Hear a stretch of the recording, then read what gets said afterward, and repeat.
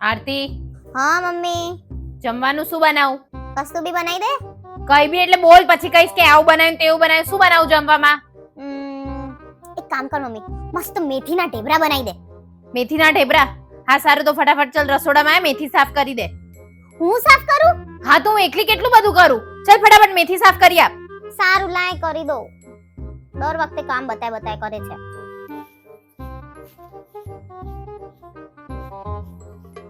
આ શું કરે છે?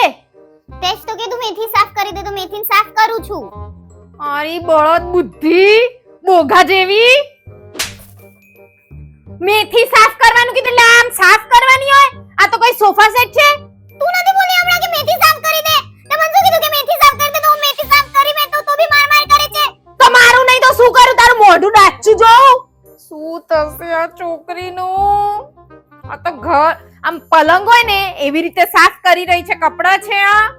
મેથી સાફ કરવાનું કીધું તું એટલે મેથીને અલગ કરવાની હોય, પાંદડું અને ડાળી અલગ કરવાની હોય. આરતી, બળદ બુદ્ધિ, ક્યારે બુદ્ધિ આવશે?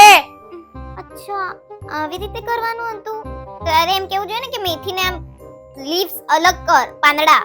તું તો કે મેથીને સાફ કર. કર ફટાફટ હવે, ટાઈમ પાસ કર્યા વગરની. ના